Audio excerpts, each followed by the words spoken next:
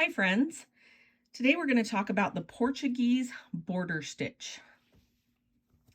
This is it right down the middle of this, making the vein on this stem. Let me show you how that gets started. The Portuguese border stitch has a framework that it's on. There's a little straight line across each one of these places.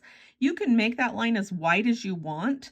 The stitches will still hug together just based on the fact that you can see that each succeeding row pulls the stitches from the row before in a little bit.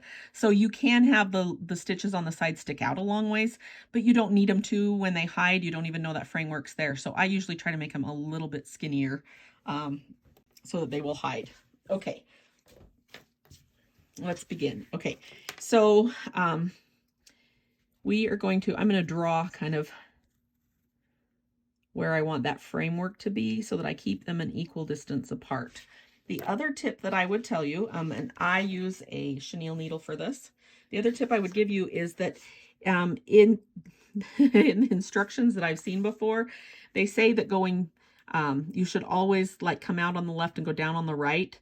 That will give you a consistent and more secure stitch than if you go zigzag back and forth. If you go out here, in here, then out here, in here, it works better if you're always going the same direction. Okay, the minimum that you can do this stitch, whoops, that guy ended up a little wonky. That's okay, he's a good sample. We'll do 5 of these. Now they're all going to be wonky. That's okay. It'll be interesting to see how it turns out. Okay, now we have our framework in place, right? 1, 2, 3, 4, 5.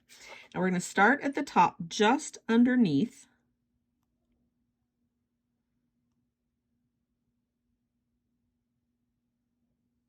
That top row, kind of in the center. Try to come out as close as you can to the center. Okay, we come out underneath the first bar. And then we're going to do the weaving now. And we're going to weave the right side first, and then we'll go back and weave the left side. So the first thing we need to do is go under the second bar. You'll notice that my eye of my needle is what I'm weaving with, so don't catch threads. And now we're going to go back up and go under number 1 and number 2. And that will make our first line on top. Don't pull it so tight that those 2 lines pull together. This is a nice loose stitch. We do the same thing again, under 1 and under 2. And that gives us 2 wraps. Now, I have done this before with 3 wraps, but it looks best with 2 wraps, I think.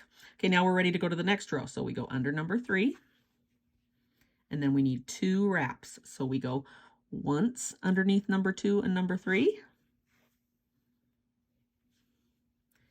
and twice under number 2 and number 3. Now, you'll get enough stitches on there. You just make sure that they end up next to each other and that you don't cross them over. I kind of push them and hold them in place as I'm tightening it. Now we're ready for the next one. So we go under number 4. And now the stitch goes from number 3 to number 4.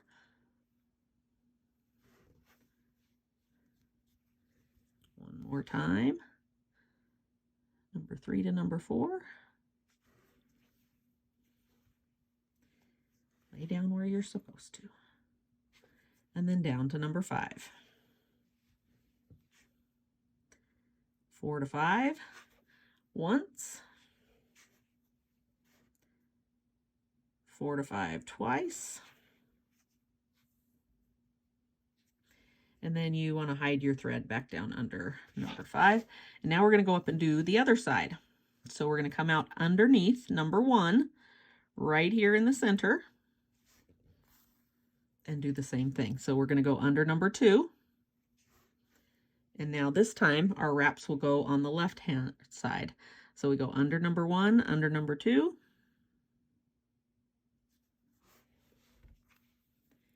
Make sure that it gets in, get over there. Lays down in the right spot. Your first one looks like 4 straight across. Under number 1, under number 2. But you need to make sure that they lay in a row like they're supposed to. Okay, now we're ready for the next one. So we go down under number 3. And now we're ready to do the 2, 3. So under number 2, under number 3. And as you keep those stitches neatly laid next to each other, you'll see that little V start to form. And because of the way that you pull the stitches, it will kind of pull in on your threads and make those cute little bees. Okay, that's between number 2 and number 3. Let's go under number 4. And now we're ready to finish up 3 to 4. So we go under number 3, under number 4, pull that one in place,